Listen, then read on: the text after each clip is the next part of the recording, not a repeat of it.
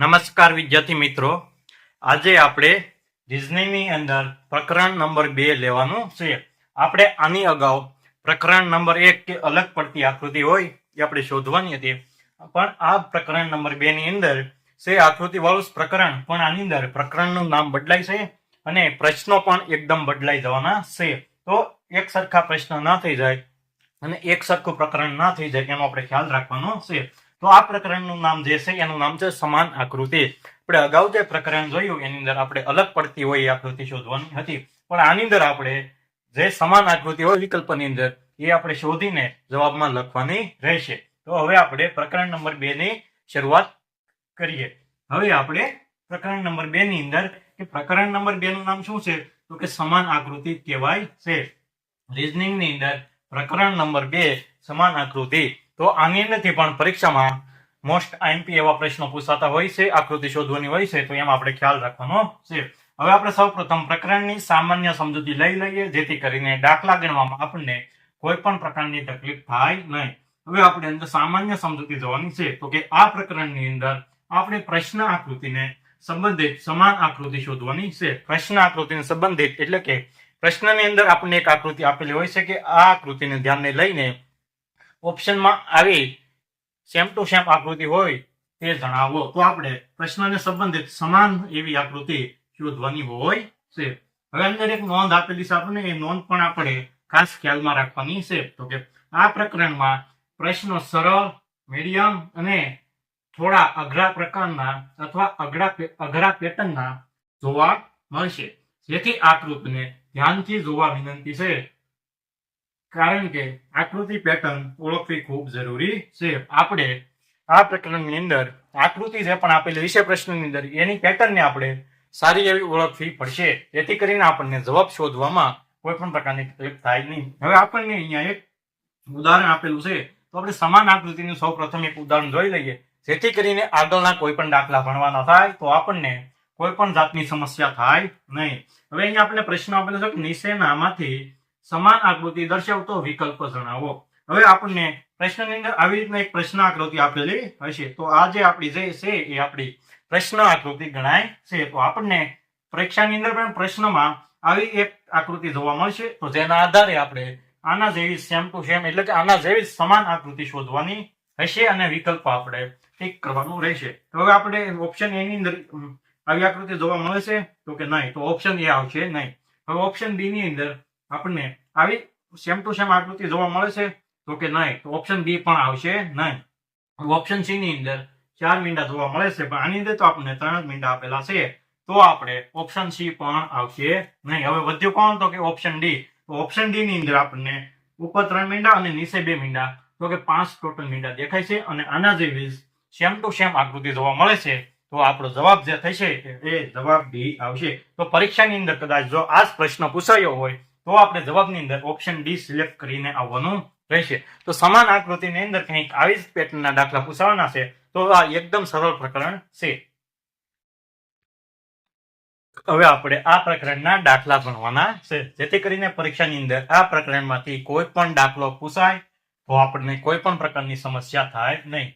હવે આપણને અહીંયા એક પ્રશ્ન આકૃતિ આપેલી છે અને અહીંયા આપણને 4 ઓપ્શનો આપેલા છે, તો એના આધારે આપણે જવાબ મેળવવાનો હોય છે. તો આપણને પ્રશ્ન આકૃતિની અંદર આ બાજુ એરો, આ બાજુ સોંકડી, ફરીથી આ બાજુ એરો અને ફરીથી આ બાજુ 2 લીટા, તો આવી જ્યાં પણ આકૃતિ હોય એ આપણો જવાબ બનશે. તો આની અંદર આપણને એરો જોવા મળે છે, અહીંયા પણ અહીંયા અને અહીંયા મેળ બેસતો નથી, આ આકૃતિ આવે નહીં.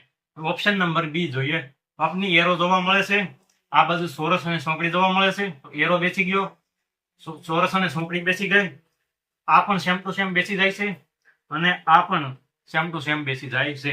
તો આપણો જે ઓપ્શન જે જવાબ હશે એ આપણો ઓપ્શન બી એ જવાબ છે.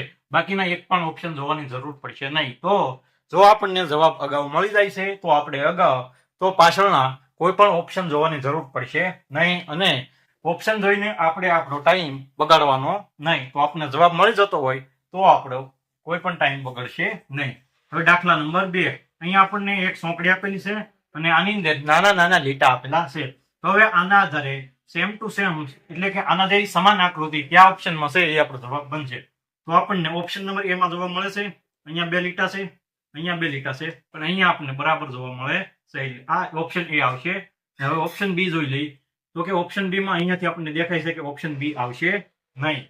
હવે ઓપ્શન સી જોઈએ તો અહીંયા 2 લીટા છે તો કે હા, અહીંયા 3 લીટા છે હા, અહીંયા 2 લીટા છે હા, અહીંયા પણ 3 લીટા છે. તો આપણો ઓપ્શન સી એ છે જવાબ થાય છે. તો હવે આપણે ઓપ્શન ડી આવે જ નહીં એ આપણને ખ્યાલ હોવો જોઈએ. તો ઓપ્શન ડી જોવા જવાનો થતો જ નથી.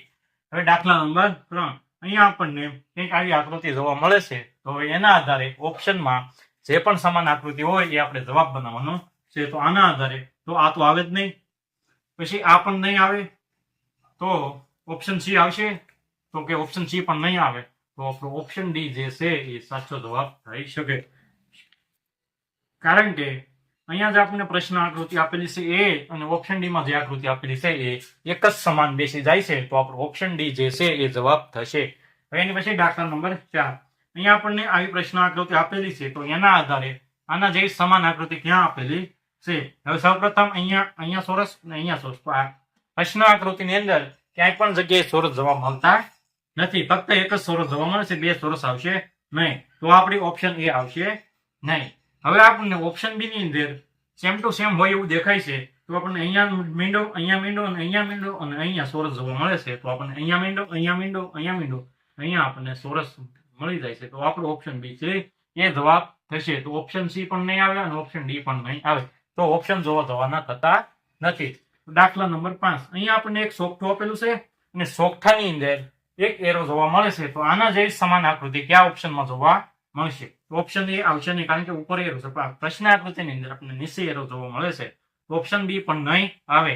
ઓપ્શન સી તો કે ઓપ્શન સી પણ નહીં આવે. તો હવે આપણે વધેલું ઓપ્શન જે છે ડી, તો આપણું ઓપ્શન ડી જે છે એ જવાબ બનશે. કારણ કે પ્રશ્ન આકૃતિ અને ઓપ્શન ડી એ એક જ સરખા જોવા મળે છે. તો ઓપ્શન ડી એટલે કે વિકલ્પ ડી એ આપણો પાક્કો જવાબ બની શકે છે. દાખલા નંબર 6 અહીંયા આપણે ટપકા આપેલા છે.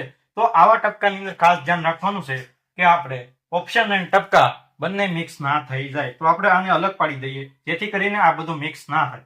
તો હવે અહીંયા આપણને 1 2 3 4 5 અને 6 ટપકા આપેલા છે. હવે વિકલ્પની અંદર આવા 6 ટપકા ક્યાં જોવા મળે છે એ શોધવાનું છે. તો આની અંદર 3 ટપકા છે એટલે આ નહીં આવે, આની અંદર 4 ટપકા છે એટલે આ પણ નહીં આવે. હવે ઓપ્શન સી અને ઓપ્શન ડી બંને એક સરખા લાગે છે. તો અહીંયા આવા ઓપ્શન હોય ત્યારે ખાસ ધ્યાન રાખવાનું છે, ટપકાની ગણતરી ફરજિયાત કરવાની રહેશે. આની અંદર આપણને 6 ટપકા જોવા મળે છે. તો આની અંદર હવે આપણે ગણીએ 1 2 3 4 5 6 અને 7.